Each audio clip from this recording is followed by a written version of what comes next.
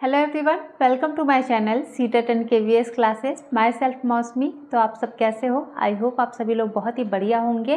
तो आप लोग की एक कमेंट्स आ रही है भाषा से रिलेटेड, जो लैंग्वेज का पेपर है उससे पेपर 1 के लिए, कि अगर आप जो है लैंग्वेज का पेपर सेलेक्ट करते हो, भाषा का पेपर जो है वो सिलेक्ट करते हो, तो आपका सिलेबस जो है वो किस प्रकार से पूछा जाएगा। जैसे मान लिया जाए कि अगर आप हिंदी जो है उसे सिलेक्ट कर रहे हो पेपर 1 के लिए, तो आपसे सिलेबस क्या रहेगा, क्या पूछा जाएगा, इसको लेकर के जो है बहुत लोगों की डाउट्स है। तो उसे आज हम लोग समझते हैं। तो सबसे पहले आप लोग ये समझिए कि आपका जो सब्जेक्ट कॉम्बिनेशन, क्योंकि बहुतों को ये भी डाउट हो रहा है कॉम्बिनेशन को लेके कि अगर आप जो है भाषा का जो है लैंग्वेज का जो है वो सिलेक्ट कर रहे हो पेपर 1 में, तो आपका कॉम्बिनेशन रहेगा या नहीं रहेगा। तो इसमें कॉम्बिनेशन कुछ नहीं है, आपको बस यही करना है कि आप जो है ग्रेजुएशन में वो सब्जेक्ट, यानी अगर आप हिंदी जो है लैंग्वेज चुन रहे हो तो आप जो है ग्रेजुएशन में आपने हिंदी पढ़ा हो।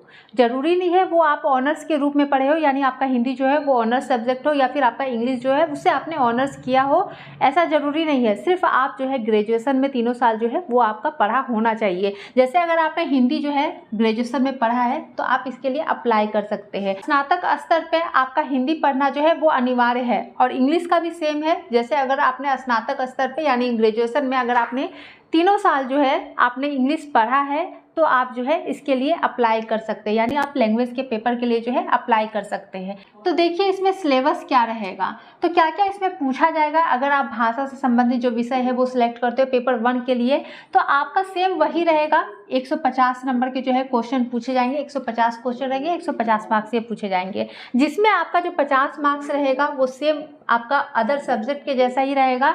आपके चाइल्ड डेवलपमेंट और पेडागोजी से जो है क्वेश्चन पूछे जाएंगे। और चाइल्ड डेवलपमेंट और पेडागोजी में क्या क्या आपको पढ़ना पड़ेगा, तो बाल विकास को जो प्रभावित करने वाले कारक है वहां से पूछे जाएंगे, बाल विकास के आयाम पूछे जाएंगे, सीखने की प्रक्रिया एवं सिद्धांत पूछे जाएंगे, कक्षा प्रबंध पूछा जाएगा, बाल केंद्रित शिक्षण जो है इससे पूछे जाएंगे, मूल्यांकन इवोल्यूशन जो है इससे पूछा जाएगा, व्यक्तित्व से, समायोजन से, और बच्चों के व्यवहार संबंधी समस्या, यानी बच्चों को व्यवहार संबंधी जो भी समस्याएं आती है उससे जो है आपके क्वेश्चन पूछे जाएंगे। और साथ ही इसमें आपका जो है मैथ से, रीजनिंग से,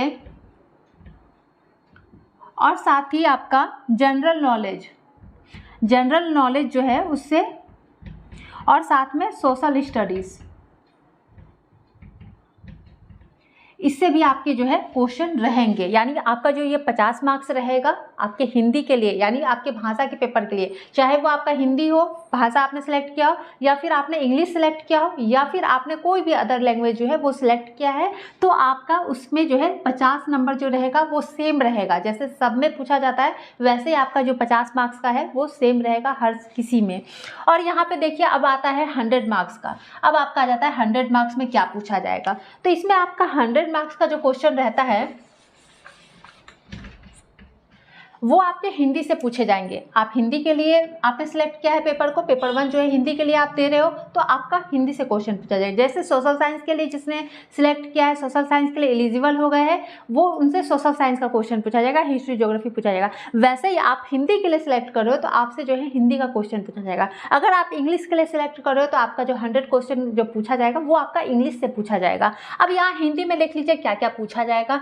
तो आपका 100 मार्क्स जो रहेगा उसमें आपका वर्ण विचार रहेगा, छंद रहेगा, अलंकार पूछा जाएगा, अशुद्धि शोधन रहेगा, उपसर्ग, प्रत्यय, संधि, समास, तत्सम, तत्भव, कविता के रचनाकार, जो भी कविताएं आप लोग पढ़ रहे हो, आपने ग्रेजुएशन में भी पढ़ा है, आपने 9th 10th में भी पढ़ा है, तो उसी से रिलेटेड कुछ कविताएं हैं, उनके जो है रचनाकार के बारे में पूछा जाता है। साथ ही कारक पूछा जाएगा, क्रिया रहेगा, काल रहेगा, पर्यायवाची शब्द पूछे जाते हैं, विलोम शब्द पूछे जाते हैं, यानी पूरा व्याकरण जो है वो उसमें रहता है। और साथ ही आपकी जो कविताएं रहती है उससे रिलेटेड कुछ क्वेश्चन जो है वो इसमें पूछे जाते हैं। अब सेम आपका देखिए इंग्लिश में भी रहेगा। इंग्लिश में भी आपका 150 नंबर का जो है आपका पेपर होगा, जिसमें 50 जो है वो सेम रहेगा। जो सभी में है 50 मार्क्स वो हर किसी में सेम रहेगा 50 मार्क्स। बस 100 मार्क्स जो है उसमें बदलाव आता है, यानी 100 मार्क्स इंग्लिश में अगर रहता है तो इसमें क्या पूछा जाएगा, टेंस रहेगा, वर्ब रहेगा, आर्टिकल्स रहेगा, कंप्रीहेंशन रहेगा, वन वर्ड सब्स्टिट्यूशंस रहेगा, वॉइस रहेगा, एडवर्ब्स रहेगा, डायरेक्शन एंड इनडायरेक्ट स्पीच रहेगा, साथ ही सब्जेक्ट वर्ब अरेंजमेंट रहेगा, कंजंक्शन प्रोनाउंसिएशन रहेगा, स्पेलिंग करेक्शन रहेगा, यानी अशुद्धि जो है उसको सही करना। साथ ही सिनोनिम्स और एटोनिम्स जो है यानी परिवाची पद या फिर किसी भी जो शब्द है उसके समान शब्द, उस तरीके से आपसे क्वेश्चन पूछे जाएंगे। तो यहाँ पे देख लीजिए, अब ये सब के अलावा जो है और क्या आपको देखने को मिलेगा, तो आप सिंपल तरीके से आप 9th और 10th के जो NCERT की बुक है उसे देखिए। तो 9th 10th में आपने जो हिंदी पढ़ा है उसी से जो है रिलेटेड कुछ कविताओं को देखिए, क्योंकि उससे क्वेश्चन पूछे जाते हैं। और कुछ क्वेश्चन भी है जिसे हम लोग देख लेते हैं है कि आप ये क्लियर कैसे हो पाएगा, कहाँ कहाँ से पूछा जा रहा है। तो प्रैक्टिस के द्वारा, क्वेश्चन प्रैक्टिस के द्वारा जितना ज़्यादा हम लोग प्रैक्टिस करेंगे उतना आपको ये क्लियर होता जाएगा किस प्रकार से जो है क्वेश्चन पूछा जा रहा है। और बहुत जल्द आपकी क्लास भी शुरू होगी जिसमें हम जो प्रीवियस ईयर का क्वेश्चन है जो पूछा गया है पहले, उन सभी को प्रैक्टिस भी करवाया जाएगा। तो किस प्रकार से क्वेश्चन पूछा गया है उसे हम लोग थोड़ा देख लेते हैं। तो यहाँ देखिए कुछ क्वेश्चन है जो आपके एस्टेट के एग्जाम में पूछा गया है, हिंदी में किस प्रकार से पूछा गया है। इसमें 100 मार्क्स का जो क्वेश्चन रहता है उसमें किस तरीके से पूछा जाता है। तो यहाँ पे देखिए, प्रेमचंद्र की लिखित अंतिम कहानी जो है वो कौन सी है। दूसरा क्वेश्चन जो था वो था खालसा पंथ के संस्थापक। इसमें आपको बस ये बताया जा रहा है कि क्वेश्चन जो है जो 100 मार्क्स का जो आपका होता है उसमें आपसे क्या पूछा जाता है, किस प्रकार से पूछा जाता है, बस ये एक आइडिया आपको हो जाए इसलिए आपको ये क्वेश्चन बताया जा रहा है। और साथ में देखिए हरिवंश राय बच्चन की आत्मकथा जो है वो कौन है, उसका नाम पूछा था। साथ में प्रेमचंद्र और उनके युग की लेखक, यहाँ पे देख लीजिए, यानी आपको जो है क्लियर है 9th 10th जो है आप NCERT की बुक जो है हिंदी की उसको अच्छे से पढ़िएगा ताकि आपको ये सब जो है जवाब आपको आसानी से मिल जाएगा। नेक्स्ट देखिए, युद्ध में शहीद होना मुहावरे। अब युद्ध में जो शहीद होना इसका अर्थ क्या होता है, मुहावरा क्या होता है।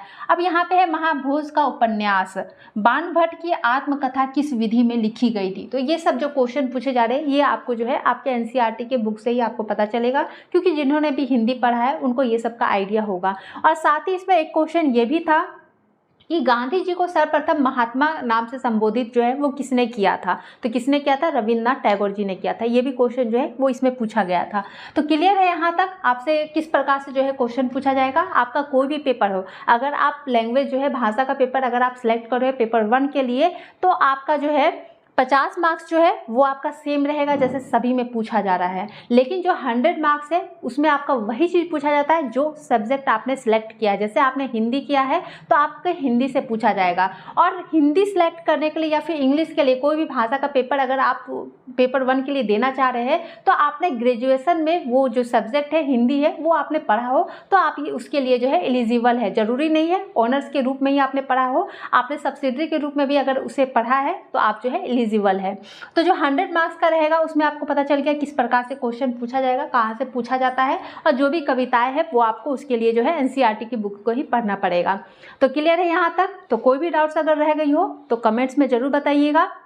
और साथ ही वीडियो को लाइक ज़रूर कर दीजिएगा, क्योंकि आपके एक लाइक से मुझे भी बहुत ज़्यादा पॉजिटिव एनर्जी जो है वो मिलती है। और जितना ज़्यादा हो सके अपने दोस्तों को भी वीडियो शेयर कीजिएगा, क्योंकि इससे रिलेटेड जो है ना बहुत डाउट जो है बहुतों को है, एक को नहीं बहुतों को ये डाउट है। सब्जेक्ट कॉम्बिनेशन को लेकर के डाउट्स हो रही है, सिलेबस को लेकर डाउट्स हो रही है कि किस प्रकार से पूछा जाएगा, हम किस चीज़ के लिए फॉर्म फिल करें, बहुतों को ये डाउट्स हो रहा है। तो जितना ज़्यादा हो सके इस वीडियो को शेयर कीजिएगा।